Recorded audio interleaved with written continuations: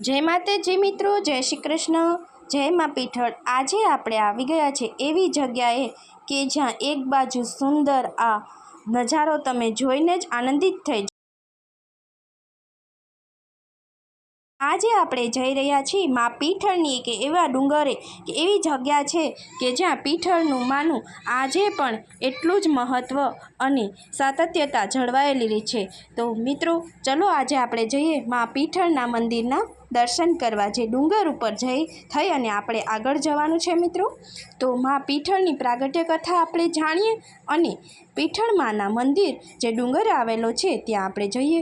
ચારે બાજુ એટલું મસ્ત નજારો છે અને ડુંગર ઉપર માં પીઠળ બિરાજમાન છે જે અને ફરતે ચોમાસાનો સમયગાળા દરમિયાન જે હિરણ ડેમ આવેલો છે એ બધું દ્રશ્ય અહીંયા એટલું સુંદર, એટલું રળિયામણું દ્રશ્ય છે મિત્રો કે જોઈને જ આપણને આનંદ થાય છે। એવું આ દ્રશ્ય આપણે આગળ જેમ દર્શન કરતા જશું અને પર્વત ઉપર ચડશું ડુંગર ઉપર ત્યારે દેખાશે। આશરે 250 જેટલા પગથિયા છે અને આ પગથિયાને પાર કરી ત્યારે વચ્ચે જો આ ડેમનો નજારો જોઈને પણ આપણે ખૂબ જ સુંદર આ વાતાવરણ જોઈને આનંદ થાય એવું આ મસ્ત માતાજીનું મંદિરની ફરતે દરિયો ડેમ આવેલું છે એ પણ જોઈએ અને પીઠળમાંનો ઇતિહાસ જાણતા ઈસવીસન 1104માં આ પીઠળનો જન્મ સોયાબાટીના ઘરે થયો હતો, જે જામનગર જિલ્લામાં આવેલું છે।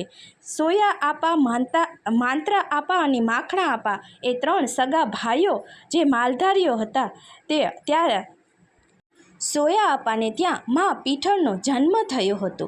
સોયાબાટી અને માલુબાઈને ઘેર જ્યારે શેર માટીની ખોટ હતી, સંત ભોરિંગનાથ જે શેષનાગનો બીજો અવતાર તેમણે વચન આપ્યું હતું કે ભાગ્યમાં તમારે સંતાન સુખ નથી, પણ મહાદેવની કૃપાએ તમને વચન આપું છું કે તારે ત્યાં દીકરીનો જન્મ થશે જે અને તે એક જોગમાયાનો અવતાર હશે, એનું નામ પીઠળ રાખજે।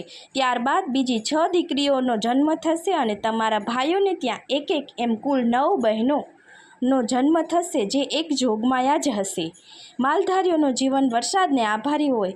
તો ચલો મિત્રો આજે આપણે આ જગ્યાએ પણ માં પીઠળ આવેલા હતા તો એ જગ્યાના દર્શન કરીએ અને આપણે આગળ જે પીઠળમાંની કહાણી પણ પૂરી સાંભળીએ।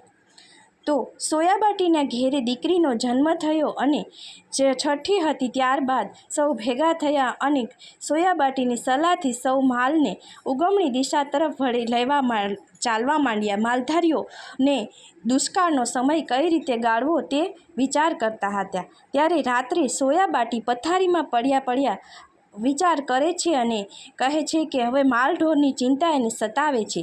ત્યારે ઉપાધિમાં એને નીંદર આવી ગઈ। ત્યારે નિંદ્રામાં સોયાબાટીને અદ્ભુત ચમત્કાર થયો। તો મિત્રો આ છે આપણે પીઠળમાના મંદિરની દર્શન આવી ગયા છે અંદર અને ત્યારે સોયાબાટી એને કહે છે માં પીઠળ કે તમે ડરશો નહીં, હું તમારી દીકરી પીઠળ છું। અમે જોગમાયાના અવતાર રૂપે 7 બહેનો તમારે ત્યાં અવતરીશું। મારા પછી તમારે ત્યાં કુલ 6 બહેનો અવતરશે। અમો 7 બહેનો બ્રહ્મચર્ય પાળી મંદિરેમાં પૂજાઈશું। જે ઠેકાણે અમે રમણ કરી પરચા પૂરીશું તે સ્થળે અમારા નામથી પ્રસિદ્ધ થશે। એવું આ એક સ્થળ છે બાકુલા ધણેજનું કે જ્યાં આજે પીઠળમાં સાક્ષાત પૂજાય છે અને પીઠળમાં કોઈ સંતાન વિહોણી દંપતીના અને બીજા ગમે તેવી માનતા હોય માતાજીની તમે પ્રાર્થના કરવાથી અને માનતા કરવાથી પૂરી થાય છે મિત્રો। ત્યારે અહીંયા શેર માટીની ખોર એવા સંતાન વિહોણા દંપતીની આશાઓ પૂરી થાય છે અને અહીંયા લોકો માનતા કરે છે, તમામની પૂરી માનતા થાય છે અને તેથી જ અહીંયા તમે ઘણા લોકો નાના બાળકોના ફોટા મૂકી ગયા છે એવું અહીંયા આપણે જોવા મળે છે। જે પરચા લોકોને પૂરા પાડ્યા છે તે અહીં આપણે સાક્ષાત જોઈ શકીએ છીએ મિત્રો। અને ઉપર ડુંગરથી તમે સુંદર આ ગામડાનો નજારો જોઈ શકો છો અને અહીં ધજા જે ફરકતી આ 52 ગજની ધજા જે અહીં ફરકે છે જે માં પીઠળનું સાક્ષાત સ્વરૂપ આપણને બતાવે છે મિત્રો। તે માં પીઠળ અને કુલ 7 બહેનો હતી, જે 7 બહેનો જોગમાયા તરીકે પૂજાઈ હતી, જે જામનગર જિલ્લામાં તેનો જન્મ થયો હતો મિત્રો। અહીંયા ચા પાણી જમવાની તમામ સુવિધા છે અને ભાદરવા મહિનાના દરેક સોમવારે અહીં મોટો મેળો ભરાય છે અને ગીર સોમનાથ જિલ્લાનું બાકુલા ધણેજ ગામમાં મા પીઠળ અત્યારે સાક્ષાત પૂજાય છે। સામે હિરણ બે ડેમનો જે ડેમ દેખાય છે મિત્રો, અને સાથે જે આ રળિયામણું ગામડાનું દ્રશ્ય તમે જોઈ શકો છો। ઉપરથી કેટલું સુંદર આ દ્રશ્ય દેખાય છે કે આપણું મન જ પ્રફુલ્લિત થઈ જાય છે, અને અહીંયા ડુંગર પરથી નીચે ઉતરવાનું મન નથી થતું એવું સુંદર આ દ્રશ્ય તમે જોઈ શકો છો મિત્રો। અહીંયા હિરણ નદીનું ડેમ અને ઉપર આ ડુંગર ઉપર મા પીઠળ પૂજાય છે કે જે સાક્ષાત પીઠળમાં આજે પરચા આપે છે અને કોઈની પણ માનતા અહીં પૂરી થાય છે।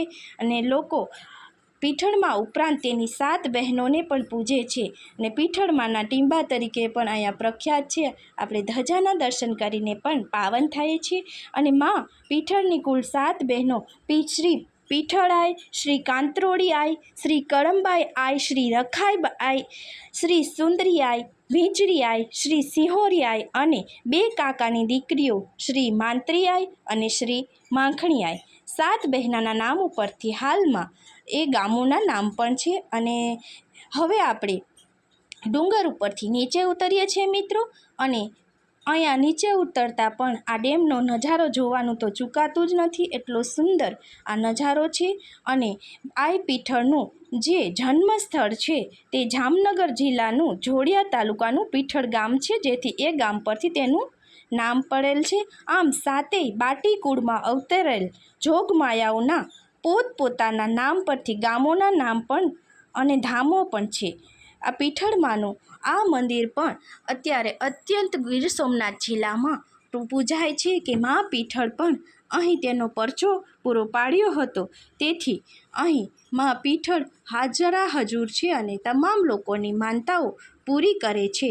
તો પીઠળમાં તમામ લોકોની આશા પૂરી કરે અને સૌને આધિ વ્યાધિ અને ઉપાધિમાંથી મુક્ત કરે તેવા આશીર્વાદ મા પીઠળ સૌને આપે। અને મિત્રો, આ ગીર સોમનાથ જિલ્લામાં બાકુલા ધણેજ ગામે આ ગીરમાં સુંદર હિરણ નદીના ડેમની થોડે દૂર આ મસ્ત મંદિર આવેલું છે, તો એકવાર અવશ્ય આ મંદિરની મુલાકાત લેજો। અને 250 થી 250 જેટલા કુલ 215 પગથિયા છે, પરંતુ એના સિવાય મોટા પગથિયાને ગણતા કુલ 250 જેટલા પગથિયાને પાર કરી અને તમે ડુંગર ઉપર આ સુંદર મંદિર અને મા પીઠળના દર્શન કરી અને ધન્યતા અનુભવશો, અને તમારી દરેક ઈચ્છા મા પીઠળ પૂરી કરશે તેવી આશા મિત્રો। અને તમે હજુ આગળ જશું, જ્યારે નીચે જઈએ ત્યાં મા પીઠળમાંનું સુંદર જે ભોજનાલય આવેલું છે, અને નીચે પીઠળમાંના મંદિરનો ભાદરવા મહિનાના દર સોમવારે મોટા મેળો ભરાય છે, અને લોકો અહીંયા પોતાના ઢોર માટે અને દૂધની માનતા, ખીરની, સાકરની દરેક પ્રકારની અલગ અલગ માનતાઓ કરે છે। અને અહીંના લોકો દ્વારા જાણવા મળે છે કે હર એક માનતા મા પીઠળ પૂરી કરે છે, તેથી પીઠળમાંના પરચા હાજરા હજુર છે। અને આ છે અહીંયા નીચે આવ્યા પછી ભોજનાલય, અને સૂર્યાસ્તના સમયે મા પીઠળનું મંદિર આજે આપણે નીચે ઉતરી ગયા છે, અને તમે જોઈ શકો છો કેટલો સરસ દ્રશ્ય તમે જોઈ શકો છો મિત્રો। તો આવા બીજા વિડીયો જોવા માટે અને દરેક જગ્યાના અલગ અલગ વિડીયો જે ધાર્મિક સ્થળોના જોવા માટે આપ અમારી ચેનલને અવશ્ય લાઈક, શેર અને સબસ્ક્રાઈબ કરજો મિત્રો। તો સૂર્યાસ્તના સમયે કેવો સુંદર નજારો આજે આપણે જોઈ શકીએ છીએ, અને અહીંયાથી જવાનું નામ જ લેવાનું મન નથી થતું। જોઈ શકો છો મિત્રો, આ ડેમનો નજારો છે। અહીંથી થોડા નીચે આવ્યા બાદ તમે ડેમ જોઈ શકો છો। ડેમનો પણ એટલો સુંદર દ્રશ્ય આવે છે કે જો હજુ ચોમાસાનો સમય નથી, ઉનાળો છે, અને વરસાદના સમયે તો સંપૂર્ણ આ જગ્યા પાણીથી ભરાયેલી હોય છે। તો આ જગ્યા પર ડેમનું તો સુંદર દ્રશ્ય આવે છે, જે હિરણ નદીનો આ ડેમ છે। ગીર સોમનાથના તાલાળા તાલુકે હિરણ 2ની સિંચાઈ યોજનાનો આ ડેમ છે।